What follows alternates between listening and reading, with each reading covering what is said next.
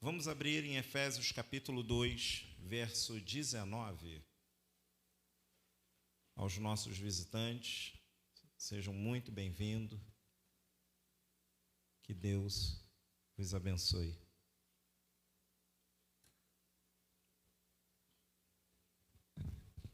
Efésios,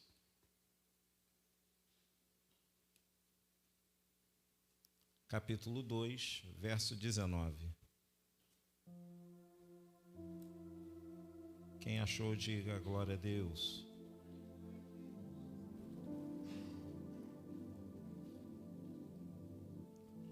Assim, vocês não são mais estrangeiros e peregrinos, mas concidadãos dos santos e membros da família de Deus. Diga comigo, membros da família de Deus.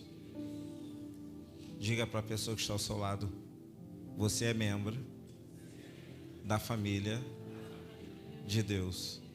Isso. E não tem nada a ver com placa. Tem a ver com aquilo que Ele fez por nós. A placa é um detalhe que Ele estabeleceu para organizarmos. Mas nós somos membros da família de Deus. Amém ou não amém? Amém. Senhor Deus e Pai, muito obrigado por esta palavra. Conduza-nos ao Espírito Santo. Em nome de Jesus. Amém e amém. Talvez, tome seu assento, talvez você ouça eu falar assim: não tem nada a ver com placa, então o pastor está dizendo que isso não é importante. Claro que é importante. Claro que é. Nós vamos ler a Bíblia Sagrada em Apocalipse, nós vamos ver as cartas 7 igrejas, outras igrejas. Aquelas igrejas são identificadas, a igreja de Esmirna, são igrejas identificadas, são igrejas com identidades, ainda que algumas identidades não sejam tão boas. Por exemplo, a igreja de Tiatira. Eu estou estudando sobre a igreja de Tiatira. E o tema do sermão para a igreja de Tiatira é: a igreja está aberta a todos, não a tudo. Por que a igreja de Tiatira? Porque o Senhor Jesus ali, ele protesta contra ela, porque ela tolerava a doutrina de Jezabel. Ela não, só um pouquinho mais baixo, ela não pecava, ele não estava denunciando ali que ela era promíscua, que ela era avarenta, mas estava falando assim: tenho porém contra ti que você tolera a doutrina de Jezabel. O que era? É porque havia uma cidade, era uma cidade comercial. E aí aquela igreja, ela deixava os membros assim, ela não pregava contra o pecado, ela deixava que o membro permanecesse lá por causa do status social e das finanças que aquele membro proporcionava para a igreja. Então, a igreja não protestava contra o pecado, não virava e falava assim: você tem que abandonar o estilo de vida que você vivia antes. Você tem que deixar, agora não, agora você é nova criatura, agora você não pode ter o estilo de vida que você tinha antes, o estilo de prostituição. Você agora é nova criatura. E eles não protestavam contra isso porque eles não queriam perder ninguém. Então, é importante, a placa é importante, mas a gente não pode se esquecer de uma coisa: quando ele vier buscar, ele vai vir buscar a igreja, a noiva. E a noiva, ela está em todos os lugares. Não tem esse negócio de que essa igreja é melhor. Essa igreja, quando o Senhor vier buscar a igreja, Ele vai buscar um povo dentro daquele povo. Essa igreja aqui é assim, assado. Essa daqui é diferenciada. Não importa. Ele vai vir buscar um povo dentro de um povo. Qual é a nossa responsabilidade? É ser esse povo que está dentro do povo. É fazer que nem Daniel, estamos na Babilônia. não importa se todo mundo está se prostrando, nós não pertencemos à Babilônia. Nós não nos prostraremos, nós continuaremos servindo ao Senhor. E aí, o sermão que nós vamos ministrar hoje fala exatamente sobre faça crescer o lugar que te faz crescer. A casa que me faz crescer também deve crescer através de mim. Também deve crescer. É importante que a gente ame este lugar. É importante que a gente abençoe este lugar. Mas como nós fazemos para abençoar este lugar? Será que é com as nossas finanças? Será que é com a nossa fidelidade? Tudo isso é importante, é bacana. Tudo isso é um diferencial. Por exemplo, você quer ver uma coisa? Se eu perguntar aqui, quem fumava aqui um maço de cigarro por dia? Tem alguém aqui que fumava mais de um maço de cigarro por dia? Tem, olha lá, tem. Deve ter pessoas aqui que além do cigarro fazia uso de outras coisas. Vamos lá, quanto que era um maço de cigarro? Quanto que está hoje um maço de cigarro? Não faço nem ideia. Deve estar o quê? Uns R$10, é isso? 17 reais? 17 reais um maço de cigarro. E num maço vem 10 cigarros, não é isso? 20. É 20? Vem isso tudo no maço? Essas marcas aí, é 17, o mais barato está isso? Vem quantos num? 10 ou 20? 20? 17 dividido por 2 dá quanto? Quem é bom aí de cálculo? 8,5, né? 8,5. Eu vou usar minha calculadora que é mais fácil. Porque eu queria tirar uma prova aqui que não é possível. 8,50. Divide 17 por 20 aí, dá quanto?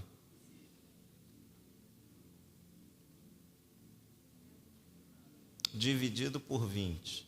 Ou 20 dividido por 17. Calma aí. 20 dividido por 17. 1, alguma coisinha. Sai 1, e alguma coisa. Dá isso mesmo? Dá quanto? 17 dividido... vamos lá. Dá 85 centavos. 85 centavos. Olha aí, a irmã Silvana está afiada. Olha só, 85 centavos cada cigarro daquele. E às vezes a gente reclama de abençoar a casa onde nós estamos. Às vezes a gente reclama de dizimar, reclama de ofertar, reclama da campanha. Nós estamos aí na campanha do ar-condicionado. Algumas pessoas não têm cumprido com a campanha. Eu não vou falar tudo bem, porque não está, dificulta, mas é a nossa casa, é ou não é? É a nossa casa. Nós vivemos em uma época em que pessoas procuram uma igreja como quem procura um serviço. É verdade. Elas desejam um lugar onde seus filhos sejam bem cuidados e não há nada de mais nisso. Nossos filhos, aonde eles estiverem, têm que ser bem cuidados. Aonde a palavra seja bem pregada, onde haja boa música, boa estrutura e pessoas acolhedoras. Não há nada de errado nisso. O problema começa quando a igreja passa a ser vista apenas como um lugar para receber e não como uma família a qual eu faço parte. O problema começa aí. O problema começa quando eu me comporto como aquela sanguessuga. Dá. Eu só quero receber. O Evangelho nunca nos convida apenas a frequentar uma comunidade. Ele nos incorpora a um povo. A cruz não apenas reconcilia o pecador com Deus, mas ela também reconcilia os pecadores entre si. Quão bom e quão suave é que os irmãos vivam em união. Ó, aonde estiver 2 ou 3 reunidos no meu nome, ali eu estarei. Olha só, o Evangelho, a cruz nos reconciliou, não apenas com o Pai, mas um com o outro. Logo então, tem uma coisa que para a gente aqui dentro é inadmissível: a gente não falar um com o outro, porque somos uma família. E numa família é normal, nós temos, né? Minha mãe teve 8 filhos. Olha, no domingo minhas irmãs estiveram aqui. Algumas pessoas puderam conhecê-las e puderam perceber o quão nós somos diferentes um do outro. Às vezes na fisionomia nós somos parecidos, mas no comportamento, no modo de agir, nós somos muito diferentes. Você quer ver uma coisa? Lá em casa eu tenho o Lucas e a Helena. Gente, o Lucas era totalmente diferente da Helena, totalmente diferente. O Lucas parecia que eu não tinha criança nenhuma em casa, a Helena parece que eu tenho a creche toda. E tem uma coisa, e a Hélida de vez em quando fala assim: amor, eu estou falando contigo, olha para mim. A Helena, ela pega meu rosto e vira assim: pai, papai. É totalmente diferente. Nós somos diferentes um dos outros, mas nós somos a família de Cristo. Nós somos a família de Cristo, por isso que a salvação produz pertencimento, porque quando chega aqui, quando nós chegamos aqui, o que manda não é o nosso intelecto, não é a nossa formação, não é a nossa faculdade, não é a casa onde nós moramos, não é a nossa conta bancária. Quando nós chegamos aqui, o que manda não é isso, quando nós chegamos aqui, somos todos no mesmo nível, servimos ao mesmo Deus, o mesmo Senhor, temos as mesmas responsabilidades e desfrutamos do mesmo cuidado.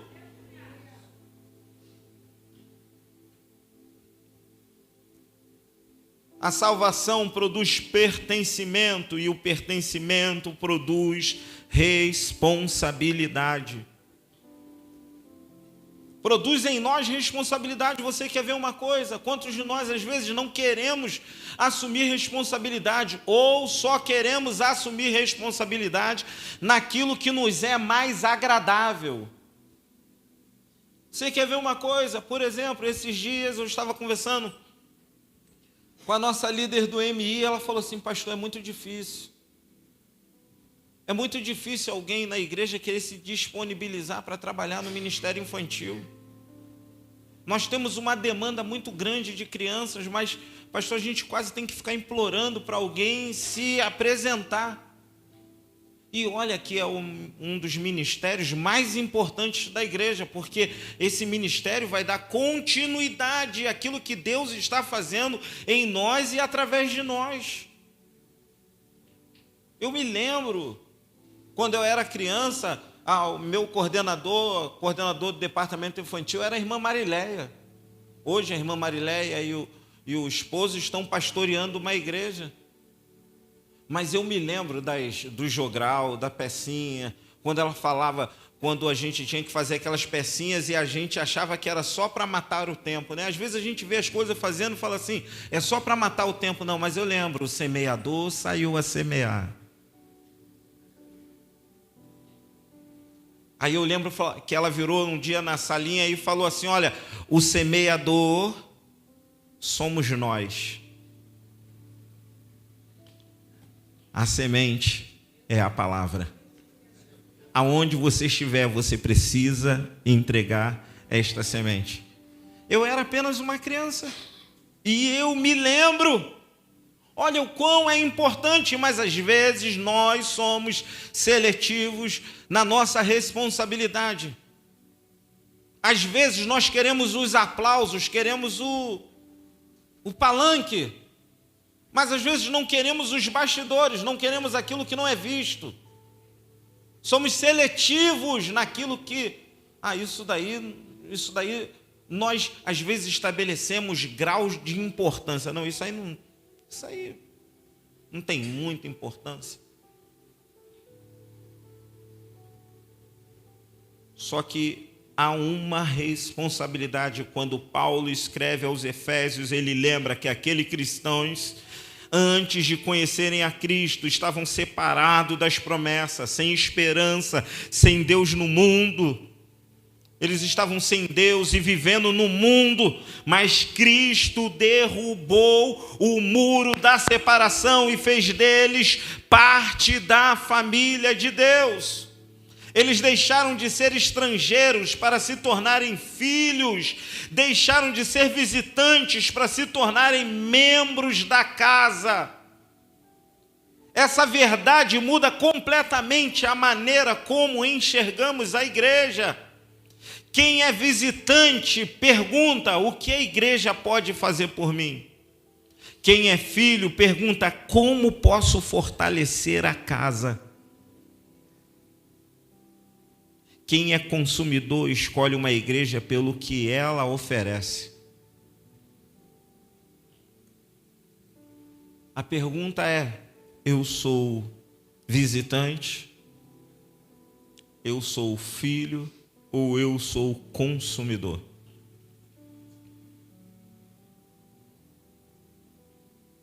Porque se eu sou filho, eu quero servir da melhor forma possível. Eu quero fazer de tudo para agradar o meu pai. Quero fazer de tudo para agradar o dono da casa, que é o pai. Eu quero fazer de tudo para promover unidade, comunhão dentro da casa. Agora, se eu sou visitante, o visitante, quando vai na nossa casa, ele não tem liberdade.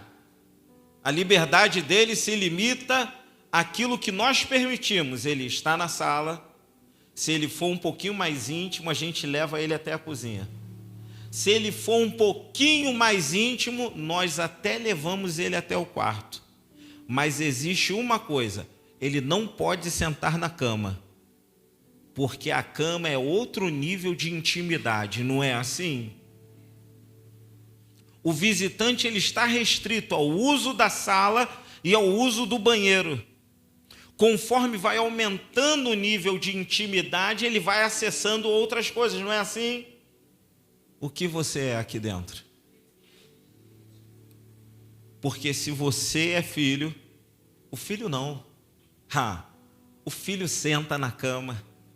Eu me lembro, mesmo depois que casei, minha mãe, às vezes, chegava na casa da minha mãe estava lá no quarto, aí minha mãe falava assim: deita aqui, aí eu deitava do lado dela, aí a gente ria, a gente chorava.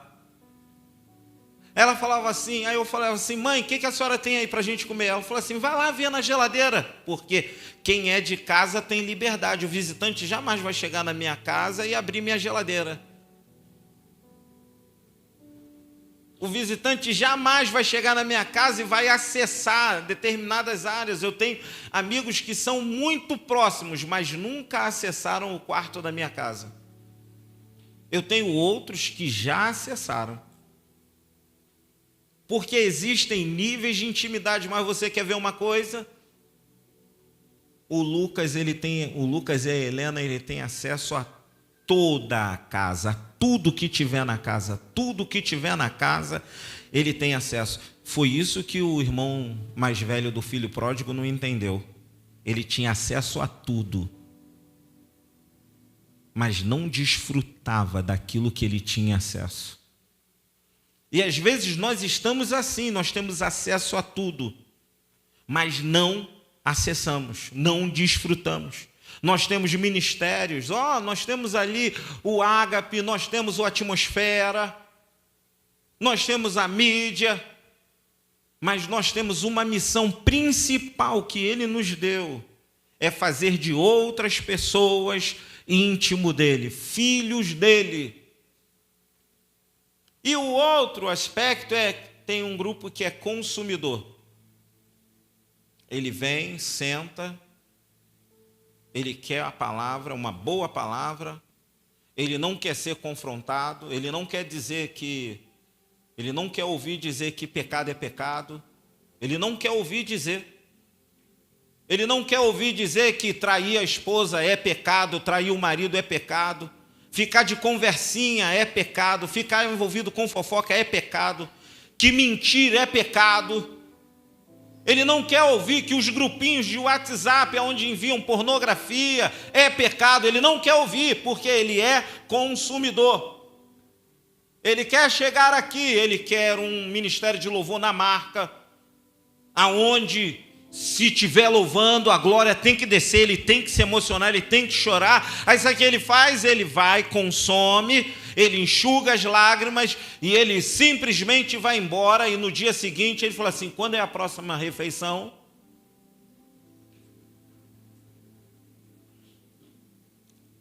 Quem é discípulo entrega a sua vida para que outras pessoas encontrem Jesus. 1 João capítulo 3, verso 16. Assim como Cristo entregou a sua vida por vós, vós deveis entregar a sua vida uns pelos outros. A pergunta que fica é: você é visitante ou você é filho?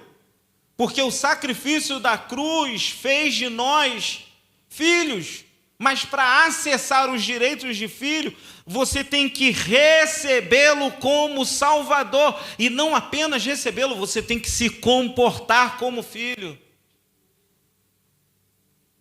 A igreja nunca crescerá apenas porque possui uma boa estrutura, uma boa liturgia, excelentes líderes. Ela crescerá quando cada membro compreender que Deus o trouxe para esta casa, não apenas para ser abençoado, mas para ser uma bênção. A visão da nossa igreja não é um slogan, é um princípio. Faça crescer o lugar que te faz crescer. Esse princípio revela que Deus nos abençoa para que nós nos tornemos instrumento de bênção. Ele nos fortalece para fortalecer outras pessoas, para encorajar outras pessoas. É maravilhoso quando adentramos por essas portas. E aqui somos abençoados, mas quando saímos dela, precisamos continuar abençoando. Sabe quando nós continuamos abençoando? Quando a gente conhece alguém no meio do caminho. Como essa semana no domingo, qual foi o nome do rapaz? Luiz. Eu mandei mensagem essa semana para o Luiz, aí o Luiz falou assim: ah, pastor, eu gostei muito. Estou orando para Deus confirmar se eu devo ficar aí ou não. Gostei muito. Se Deus confirmar, não importa, eu moro em Queimados. Não importa se eu morar na Europa, se eu morar do outro lado, se eu tiver que congregar, aí eu vou congregar. Porque eu me senti abençoado. Aí eu mandei mensagem para ele e falou assim: pastor, isso fez toda a diferença. Aí ele falou assim: realmente, pastor, eu gostei muito, percebi que o pastoreio é real. Por que será que ele percebeu isso? Alguém deve ter falado alguma coisa para ele. Alguém deve ter falado assim: olha, eu sou abençoado, eu tenho sido abençoado, eu quero abençoar a sua vida, vem ver. Porque não foi isso que Filipe fez? Vem ver, ó, eu conheci o Messias, o Cristo, aquele quem Moisés profetizou. Vem ver as maravilhas que ele tem feito, vem ver como ele tem agido na minha vida e agora através de mim. Esse princípio revela que Deus nos abençoa para abençoar outras vidas. Ele nos fortalece para fortalecermos os outros. Ele nos encoraja para encorajarmos os outros. Ele nos discipula para discipularmos outros. Graças a Deus eu não me deparei com ninguém que dissesse assim: olha, quando eu dissesse assim, ó, você vai discipular alguém, se prepara.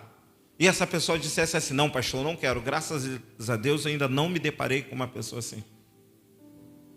Sabe por quê, queridos? Existe uma responsabilidade nossa com os céus de reproduzirmos aquilo que é feito conosco para nos abençoar.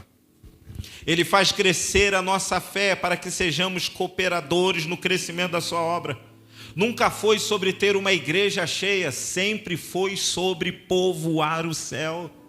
Sempre foi sobre cumprir o ID dele. Essa casa está cheia, é consequência da nossa obediência em cumprir o ID. É porque você entendeu. Não é porque nós temos um lugar bacana, não é porque temos uma boa estrutura, não é porque temos uma boa palavra, um bom louvor, não! É porque cada um entendeu qual é a sua missão, o seu chamado. E o nosso chamado é cumprir o ID. É pregar o evangelho a toda criatura. Hoje o Espírito Santo nos chama a deixar a posição de espectadores, de consumidores, de visitante. É hora de você que está nos visitando, seja aqui ou onde você congrega, assumir um compromisso. Um compromisso com Deus. Cuidado com as armadilhas. Estamos vivendo um tempo de pessoas que foram feridas. Foram feridas e até criou-se aí um hábito de dizer: desculpe se a igreja te feriu. Aí cria-se um monte de gente desigrejado, como se fosse possível viver desigrejado, como se fosse possível viver sem estar reunido como igreja. Não é possível. Ele nos chamou para viver em unidade, em união. Ele não vai vir nos buscar em individualidade, ele vai vir nos buscar como corpo de Cristo. Como a igreja lavada, remida, como noiva santa, que entendeu o seu propósito, o seu compromisso com o noivo. Quem pertence à casa de Deus assume com ele um compromisso de fazer crescer. Efésios capítulo 2, verso 19, nós não somos estrangeiros. Paulo afirma que somos da família de Deus. Essa expressão, ela é maravilhosa. Na cultura bíblica, a família não era apenas um vínculo afetivo, era uma comunidade de responsabilidade compartilhada. Cada membro tinha um papel no cuidado, na proteção, no crescimento da casa. Quando Deus nos salva, Ele nos coloca em não nos coloca num auditório. Não, isso aqui não é um auditório, não. Ele nos coloca em uma família, e toda família saudável cresce quando cada filho compreende que também é responsável pela saúde do lar. Ela cresce. Cada família cresce. Você quer fazer uma coisa, você quer empreender na sua casa, na sua família. Ah, pastor, eu quero adquirir um imóvel. Junta você e sua família para você ver como é que você não chega mais longe. Ah, pastor, eu quero investir em estudo, que eu possa galgar uma posição melhor. Alguém vai ter que se sacrificar. Faça esse sacrifício para você ver como é que não vai chegar ainda mais longe. Dentro da família, cada um tem a sua responsabilidade, cada um tem o seu a fazer, mas estamos todos juntos em um só propósito: fazer dar certo. Só que na família de Deus nós temos um propósito ainda maior, que é fazer cumprir a missão que Ele nos deu. Ide por todo o mundo. Veja, essa verdade aparece de forma prática na igreja primitiva. Coloca para mim Atos dos Apóstolos, capítulo 2, verso 42. Coloca para mim, por favor. Atos dos Apóstolos, capítulo 2, verso 42. Olha que diz o texto. Coloca aí para mim, por favor. Atos dos Apóstolos, capítulo 2. Você vai abrir na sua Bíblia. E perseveravam na doutrina dos apóstolos, e na comunhão, e no partir do pão, e nas orações. E perseveravam. Esse texto descreve que os discípulos perseveravam no ensino dos apóstolos, na comunhão. Não adianta eu vir aqui toda quarta-feira, ter o trabalho de preparar a mensagem, o sermão, estudar, orar, buscar a Deus, buscar direção. Se você só vier aqui, só alimentar, mas não pegar isso que eu ministrei aqui e colocar em prática na sua vida. Colocar em prática na sua vida diária. Entenda uma coisa, o nosso estilo de vida não está limitado a essas quatro paredes. O que vivemos aqui é resultado do que vivemos lá fora, no mundo. Nós não somos deste mundo, mas neste mundo nós temos a responsabilidade de ser sal, conservar aquilo que Deus nos deu. Mas nós temos a responsabilidade de ser luz. E ser luz é mostrar o caminho até Cristo. Eles entenderam que a igreja era um lugar onde Deus havia plantado eles. O resultado aparece alguns versículos depois. Coloque para mim o verso 47. Quando ele declara que o Senhor acrescentava diariamente, louvando a Deus e contando com a simpatia de todo o povo. Enquanto isso, o Senhor lhes acrescentava. Esse simpatia de todo o povo aí seja agradável, seja simpático. Porque não há como cumprir esta missão se você não dá um bom dia, não dá uma boa tarde. Se você não cumprimenta as pessoas. Se você faz acepção, não, esse daí é daquela religião assim, assim, assim. Não falo. Esse daí, a opção dele sexual. Deixa que quem faz a obra é Jesus. Essa pessoa só precisa conhecer Jesus através da minha vida e da sua vida. E como ela conhece? Não é através dos nossos dogmas, não é através dos nossos achismos, é através do amor expresso em comportamentos, em atos de educação, de cortesia, de graciosidade. Não adianta a gente ser cordial aqui dentro é fácil. Aqui dentro é fácil. O desafio é amar quem te aborrece, quem te incomoda, quem é diferente de você.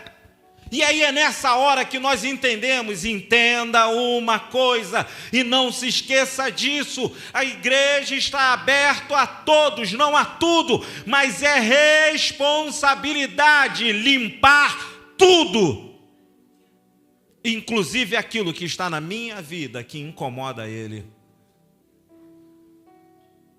Perceba a ordem. Primeiro havia comunhão, serviço, dedicação, depois vinha crescimento. O crescimento era consequência de uma igreja viva.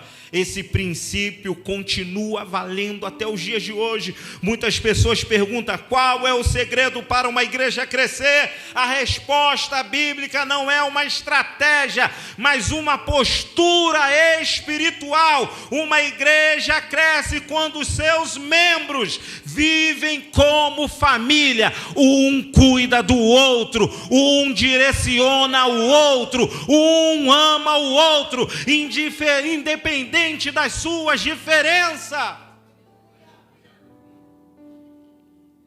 O autor da carta aos Hebreus, ele exorta Consideramos-nos também uns aos outros para nós estimularmos ao amor e às boas obras, não deixando de congregar.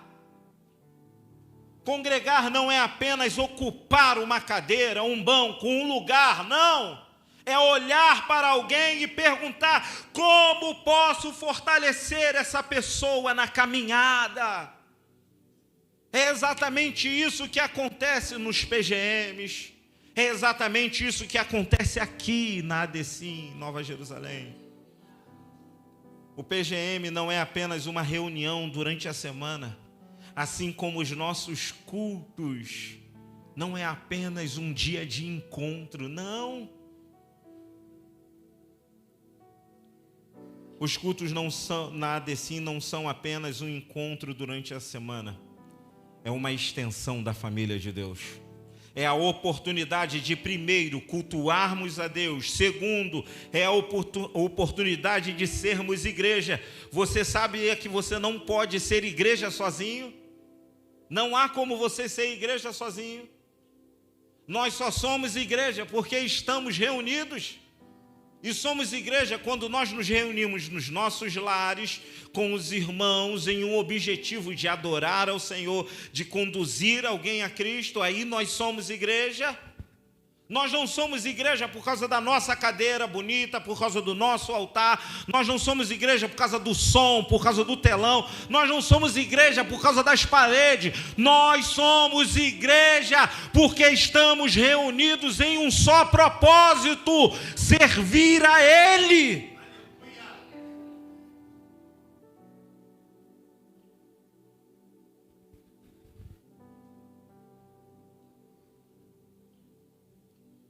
Em João capítulo 1, verso 45, diz: Filipe foi procurar Natanael e lhe disse: encontramos aquele sobre quem Moisés na lei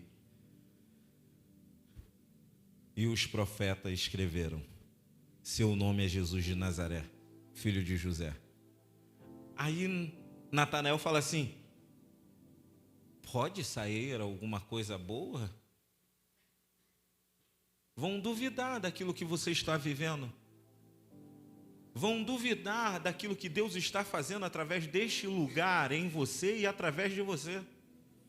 Mas você não pode perder a sua coragem. Ao contrário, você deve se sentir motivado, porque este lugar foi estabelecido para te abençoar. E o mínimo que você pode fazer é abençoar aquela pessoa que você conhece através deste lugar. Vem ver o que Deus tem feito, vem ver como o Senhor tem feito maravilhas no nosso meio. É onde conhecemos o nome, ouvimos histórias, compartilhamos lágrimas, celebramos milagres e carregamos fardos um dos outros.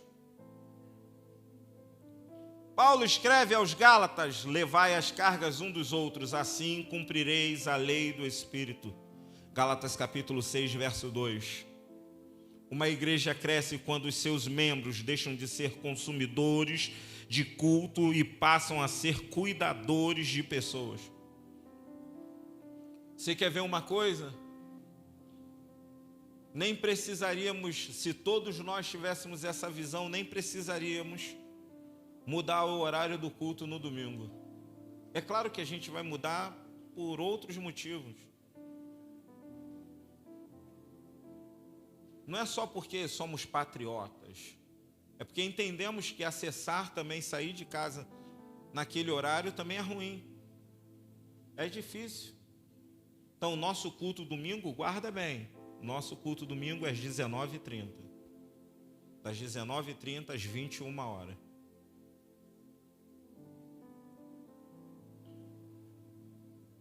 Mas nós não somos consumidores nesta casa. Nós somos cuidadores de pessoas em estados miseráveis, em estados deploráveis, pessoas que nós encontramos pelo caminho, pessoas que nós estamos chamando para essa grande festa, que é celebrarmos o nosso Deus. Lembra da parábola da ceia? quando ele envia convite a pessoas nobres, a pessoas estimadas, em posições sociais, e um diz assim: não posso ir porque acabei de me casar. Não há problema nenhum em casar, o problema está quando você e eu não priorizamos o reino.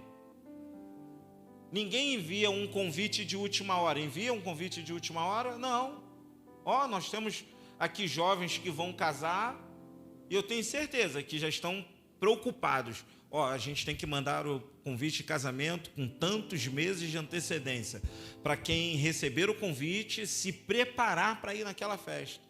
Porque se você enviar o convite de última hora, a pessoa possa ser que ela já tenha um compromisso e ela não consiga te honrar com a presença dela. Não é assim? Não há problema nenhum. Não posso ir porque comprei terras. Há problema em você adquirir bens? Problema nenhum. O problema é aonde está seu coração, aonde está sua motivação.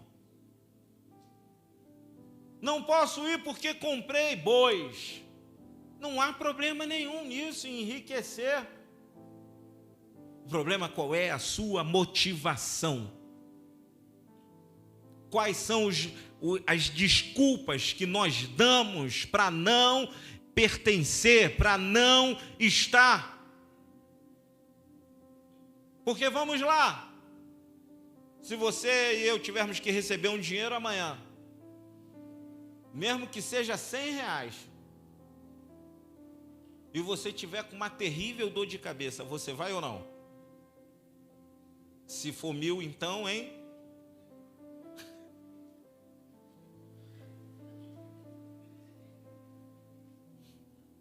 Você até vira e faz que nem o anjo falou para Jacó: não me impeça. O problema é qual é a nossa motivação. Por que fazemos o que fazemos e para quem fazemos o que fazemos? Será que nós nos disponibilizamos? Será que nós nos colocamos na brecha?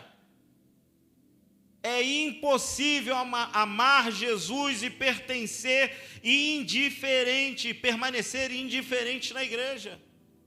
É impossível. Eu amo Jesus. Os discípulos, eles tinham um momento lá que Jesus estava ministrando lá e Jesus estava ensinando a eles. Mas teve um momento que Jesus pegou eles e falou assim: pega aí cada um cesto aí.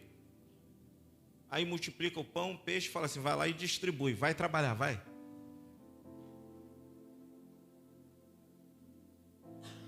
Você diz que ama Jesus, mas não se compromete com Ele, não assume com Ele um compromisso, uma responsabilidade. É a mesma coisa que um marido que diz que ama a sua esposa, mas é incapaz de proporcionar uma estrutura mínima para ela. Não bota alimento dentro de casa, não dá o dinheiro para ela fazer a farmácia, não dá o dinheiro para ela se cuidar, não cuida dela, não oferece uma boa infraestrutura. Esse marido não ama, ele só quer o que a mulher tem para lhe oferecer. É a mesma coisa que uma mulher que diz que ama o seu marido, mas não se submete a ele. E se submeter aqui, eu não estou dizendo de obedecer, porque obedecer é uma consequência de amar. São acordos que são feitos. Essa submissão aqui, eu estou falando de estar debaixo de uma mesma missão. E qual é a missão? É fazer dar certo. Não é um puxar para um lado e o outro está puxando para o outro lado. É chegar em um acordo. Qual é o acordo? O acordo primeiro é permanecer junto. É impossível dizer que pertence à família de Deus sem desejar vê-la crescer. Meu Deus. Hoje, a Hélida entrou de férias hoje. Eu praticamente quase que desliguei o telefone. Eu saí de casa, fui para a academia de manhã com meu sogro. Teve gente que me mandou mensagem hoje que eu demorei quase o dia todo para responder. Que eu respondi na hora que eu saí de casa. Teve gente que eu respondi na hora que eu saí de casa, que eu falei assim, ela está de férias.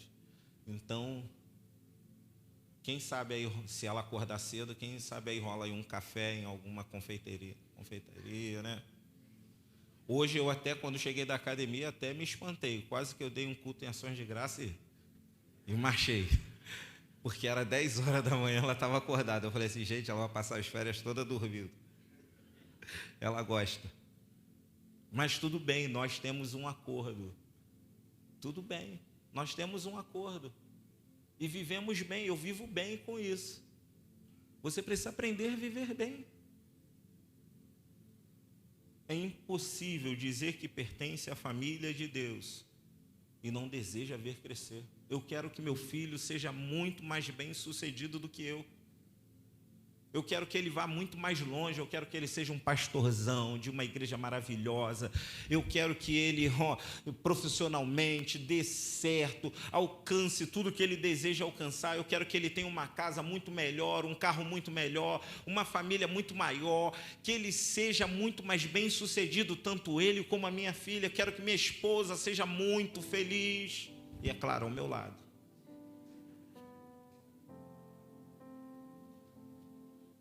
Mas é impossível. Na segunda-feira, foi segunda que foi o jogo do Brasil? Foi. Na segunda-feira nós recebemos minhas irmãs lá em casa e tinha que fazer compra. Lá em casa quem faz compra no mês? Quem vai para o mercado sou eu. Porque eu entendo que ela já passa o dia todo na correria, não que eu não trabalho, eu trabalho, mas meu horário é muito mais flexível. Mas eu entendo que ela fica naquela correria toda. Aí depois, se tiver alguma coisa na igreja, ela vem comigo para me dar suporte. Às vezes o suporte dela é só ficar sentadinha ali e às vezes me esperando, mas que me encoraja. Às vezes é isso. Aí eu falo assim, não, amor, não precisa você ir para o mercado, deixa que eu vou, manda a listagem que eu vou para o mercado. E eu enfrento aquela fila enorme. E vou andando de corredor em corredor, boto o fone no ouvido, boto uma música e vou. Olha, que se você encontrar comigo no mercado, eu não te ver, e eu não falar contigo, por favor, fale comigo. Possa ser que eu esteja muito distraído na música que eu estou ouvindo, na minha listagem de compras do mês, que a minha esposa me enviou. Porque a minha felicidade é fazer a felicidade dela. É impossível você dizer que ama e você não faz alguma coisa. É impossível você só dizer e falar assim, olha aqui o Instagram da minha igreja, essa daqui é minha igreja, é o lugar onde eu congrego. Olha que bacana. E alguém vira e fala assim, nossa, sua igreja é muito legal. Mas aí você não vira e fala assim, vamos lá conhecer. Vamos lá, e quando chega aqui, você simplesmente entrega ela na mão do pastor, fala assim, pastor, essa daqui é a pessoa que eu trouxe aqui para visitar a igreja, para conhecer aqui a igreja, trouxe aqui para conhecer o senhor. Legal, mas e depois? E depois, você não vai continuar acompanhando essa pessoa? Você e eu deveríamos acompanhar aquela pessoa até o momento da decisão dela, do discipulado, do batismo dela, deveríamos levar ela até o momento da decisão dela.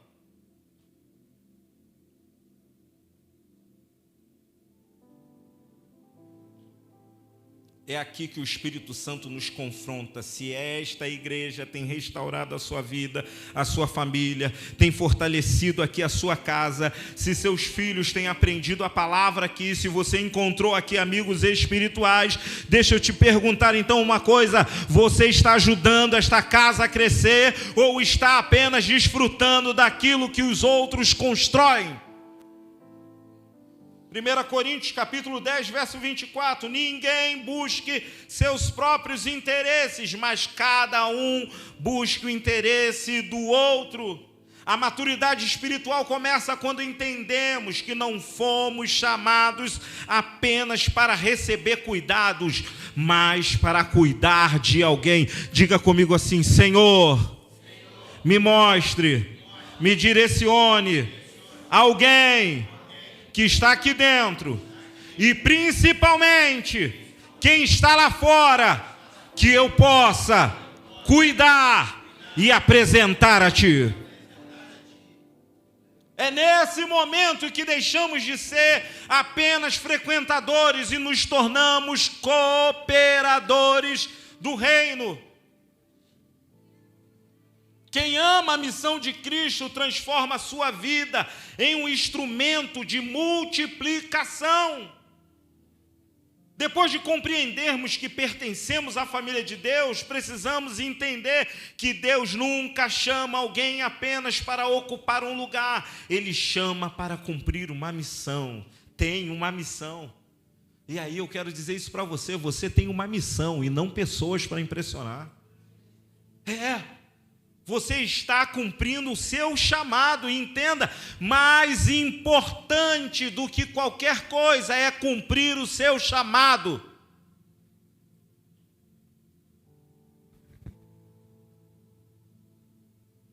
Há uma diferença entre estar na igreja e ser a igreja. Muitos estavam próximos de Jesus, mas poucos assumiram sua missão. A multidão queria os milagres, os discípulos receberam a missão. Essa é a transição que Deus deseja realizar em nós, deixar de ser apenas admiradores da obra, para nos tornarmos cooperadores da obra. Paulo escreve aos Coríntios, 1 Coríntios capítulo 3, verso 9, porque de Deus somos cooperadores, lavouras de Deus, edifício de Deus sois vós. Diga comigo, eu sou cooperador de Deus. Observe só a profundidade desse texto. Paulo não diz que somos espectadores de Deus, não diz que somos clientes de Deus.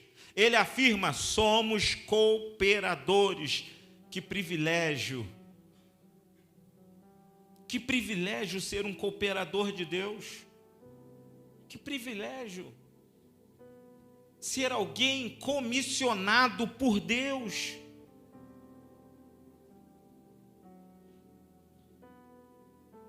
Paulo escreve, não diz que somos apenas filhos, mas que somos cooperadores. O que Deus poderia fazer, Ele já fez. Mas Deus poderia fazer, Isabela, tudo sozinho. Deus simplesmente poderia, irmã Silvana, aparecer para alguém e falar assim, olha, eu sou Deus, prazer, tudo bem, e me segue. Não, mas Ele quer usarmos nós, que tivemos experiência com Ele. Porque vamos lá, quantos aqui não têm a menor dúvida de que foi salvo por Ele? Você foi salvo por Ele. E o que você está fazendo com o que Ele fez por você? Deus poderia fazer tudo sozinho, mas Ele decidiu incluir seus filhos na extensão do seu reino. Isso não acontece porque Ele precisa de nós, mas porque deseja nos dar o privilégio de participar daquilo que Ele está fazendo na história. Ele não precisa de mim nem de você, mas como filho deles, Ele quer nos dar o privilégio de participar. Veja, 1 Coríntios capítulo 3, verso 6, eu plantei, Apolo regou, mas Deus deu o crescimento. A gente chega aqui hoje nessa igreja e fala assim, nossa, que igreja espetacular, que maravilha. E é mesmo, porque é o Senhor que habita nela através de nós. Isso não é vaidade, porque não estamos falando de estrutura, estou falando de você. Porque essa igreja só é o que é primeiro, por Cristo. E depois, para cumprir o propósito dele através de você. Mas eu me lembro o dia que nós estávamos lá na congregação do Catumbi 1, pastor Marcelo Soares. E nós tínhamos um pontinho de pregação ali no condomínio Van Hermes, na casa de uma irmãzinha, de uma irmã que usava cadeira de rodas. O trabalho foi crescendo, e aí de repente viu a necessidade de alugar um espaço ali na Mineira. Era uma garagem.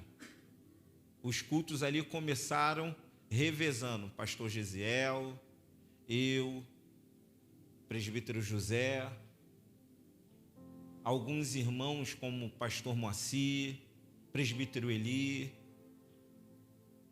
Começou ali. Depois o pastor Marcelo desceu um pouquinho para o Van Herve. Depois do pastor Marcelo veio o pastor Daniel. Deus foi trabalhando, Deus foi cooperando, Deus foi multiplicando. E agora estou eu, mas amanhã pode ser outro. Um planta, um rega, mas quem dá o crescimento é o Senhor. Não é por causa de mim, eu sou apenas um cooperador. E glória a Deus, que privilégio! Sinta esse privilégio de ser um cooperador naquilo que Deus está fazendo. Paulo vai dizer: eu plantei, Apolo regou, mas Deus deu o crescimento, de modo que nem quem plantou é alguma coisa, e nem quem rega, mas Deus é que dá o crescimento, Ele que é. Aqui nós encontramos equilíbrios. O crescimento pertence a Deus, mas o plantio e o cuidado pertence à igreja. Não podemos regenerar coração, não podemos produzir vida espiritual, mas podemos plantar, podemos regar, podemos amar, podemos evangelizar, podemos discipular, podemos abrir nossa casa, podemos servir, e quando fazemos a nossa parte, Deus realiza aquilo que somente Ele pode fazer, somente Ele pode fazer, somente Ele pode regenerar o coração. Somente Ele pode produzir vida espiritual, somente Ele pode restaurar, somente Ele pode salvar, somente Ele pode resgatar, somente Ele pode libertar, somente Ele pode curar, mas nós temos uma missão: regar, amar, evangelizar, discipular e abrir a nossa casa, servir. Esse sempre foi o método de Jesus. Jesus declarou: ide, portanto, e fazei discípulo de todas as nações. Perceba que a ordem de Jesus não foi: ide construir templo, ide organizar eventos, ide formar plateias. A ordem foi: fazei discípulo.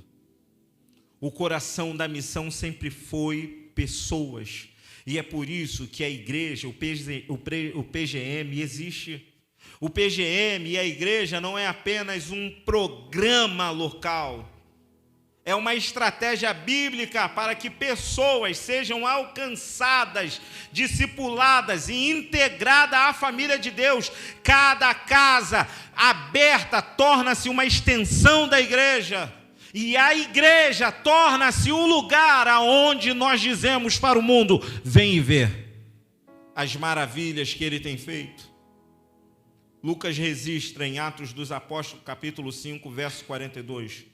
Todos os dias no templo e de casa em casa não cessavam de ensinar e de pregar Jesus. Está difícil, pastor.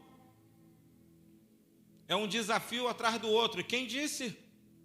Se de um lado tem você querendo ganhar, se de um lado tem você querendo apresentar Jesus, se de um lado tem você querendo que Deus faça a obra dele de libertação, do outro lado tem o adversário querendo aprisionar ainda mais, escravizar ainda mais, dificultar ainda mais. Veja o que Paulo vai declarar: abriu uma porta, uma grande porta, grande e eficaz. É uma porta que eu vejo nela, ela é muito promissora. Eu vejo nela uma possibilidade de ganhar muitas vidas, de alcançar muitas vidas. Mas deixa eu te falar, muitos são os opositores, muitos são os adversários. Se tudo que na vida você fizer, você encontrar desafio, você desistir, você não vai chegar a lugar nenhum. Porque a vida é assim.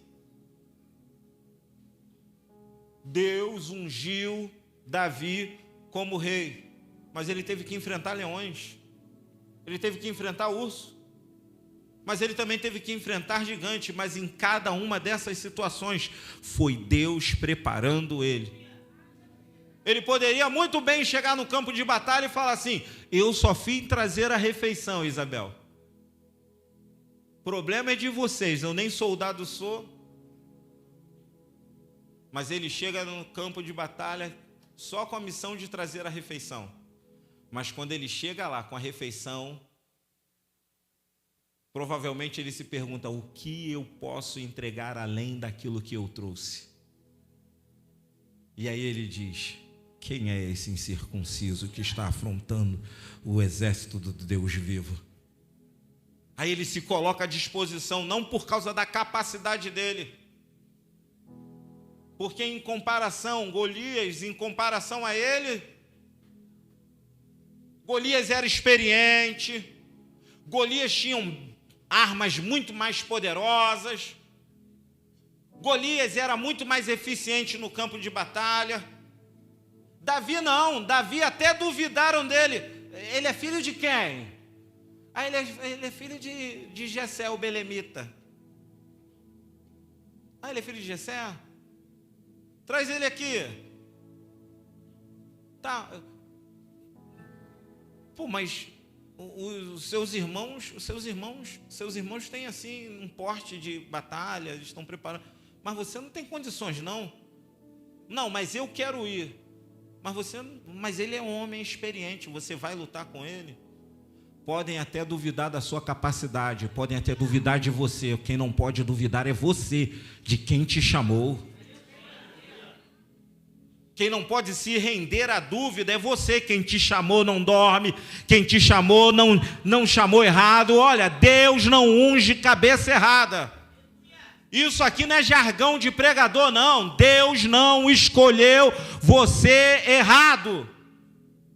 Ah, pastor, mas escolhido é quem está no púlpito. Não, escolhido é quem entendeu a missão. Não importa onde você estiver, na fila do supermercado, na sua casa, no seu trabalho, na faculdade, você é escolhido para levar a Cristo.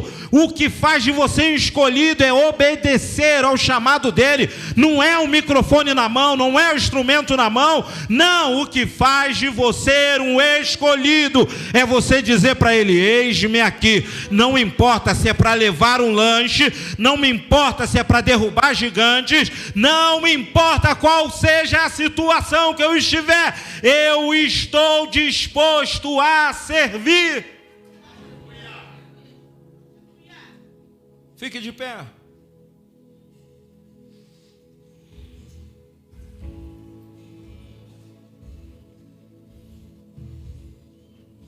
Quando nós lemos o livro de Atos dos Apóstolos, percebemos o crescimento da igreja.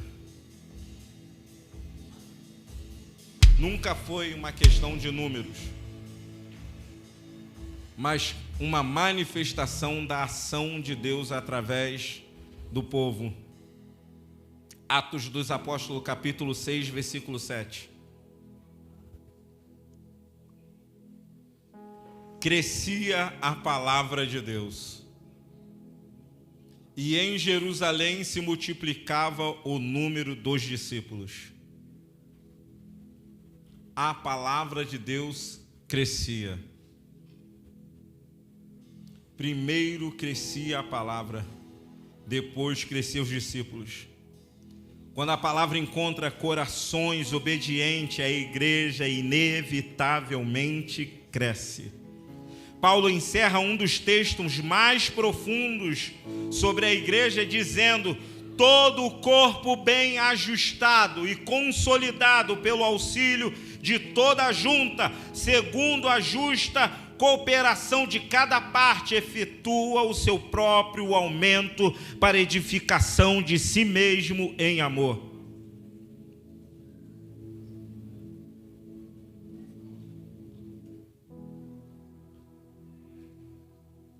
Eu torno lá as 3 perguntas iniciais desse sermão. Você é um visitante? Você é um consumidor? Ou você é filho? Deus quer que você seja filho. Deus não quer que você seja apenas alguém que frequenta esta casa. Deus não quer que você seja alguém que vem aqui e se alimente nesta casa e depois vai embora. Entenda uma coisa. Eu não quero fidelizar você. Porque aqui não é um comércio. Aqui é a casa dele. Não. Aqui é a casa dele. Eu quero que você entenda que aqui você é filho. Aqui você não é consumidor. Aqui você tem liberdade.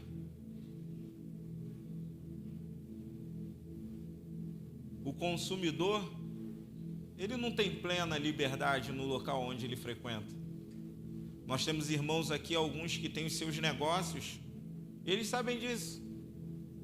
O cliente, ele pode até visitar a cozinha para saber como é que prepara, o estado da cozinha, do estabelecimento, mas ele não pode operar a cozinha. Ele pode operar a cozinha? Não pode. Ele pode até conhecer o escritório, mas ele não tem acesso a tudo do escritório. O filho não.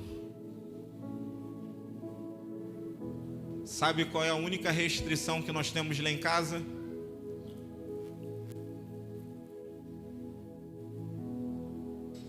É que quando o Lucas vê a porta do nosso quarto fechada, antes de entrar ele tem que bater, mas ele pode entrar. Toda casa é assim. Toda casa é assim. Seu filho, antes de entrar no quarto, se está você e seu esposo no quarto, você e sua esposa, antes de entrar ele tem que bater na porta.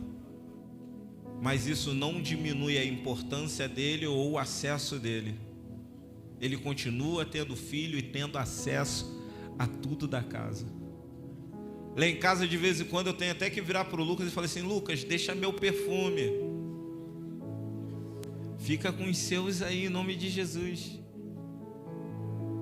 Aí ele está trabalhando de jovem aprendiz, aí ele comprou um lá. Aí ele, no meu perfume, ele parecia que estava perfumando ele e os anjos ao redor dele. Aí eu falei assim: o anjo está saindo perfumado, né? O anjo do Senhor que acampa ao redor daqueles que o temem está saindo perfumadinho com ele. Aí ele comprou o perfume. Aí ele foi fazer isso com o perfume dele. O perfume dele acabou em um mês. Aí ele: pô, pai, meu perfume acabou. Eu falei assim: é, querido, porque o anjo não precisa de perfume. Você dá uma espirrada em alguns pontos assim estratégicos, entendeu? E funciona bem. Mas você quer perfumar o anjo também junto, aí não dá, filho. Quando ele começou a perceber o valor das coisas, né, o preço das coisas, aí agora ele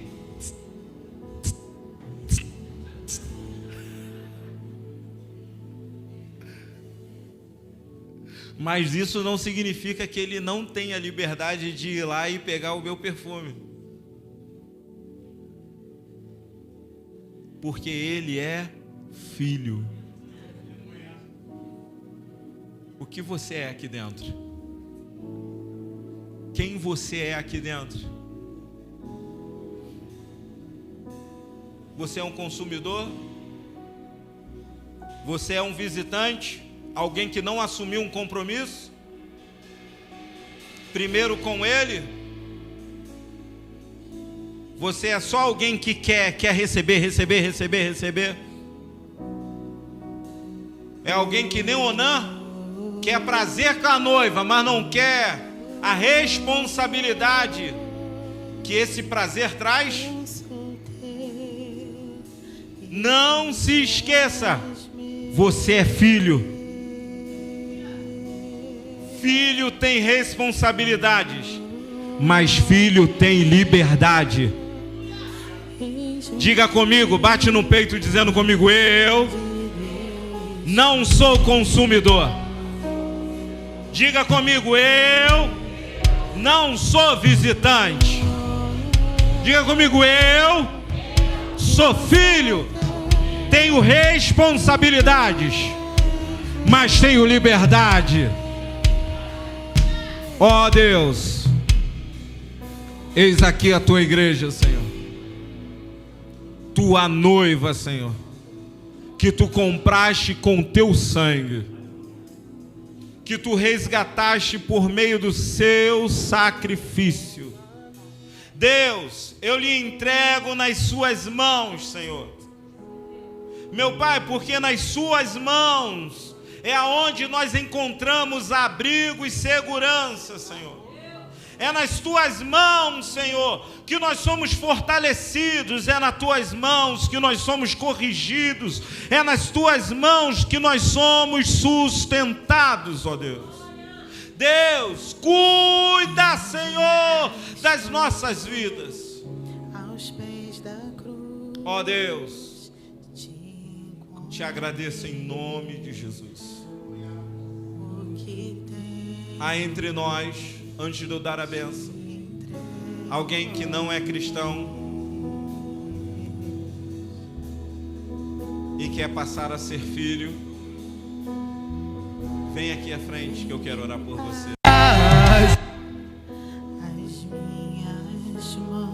Pastor, eu quero aceitar Jesus. Eu quero passar a ser filho.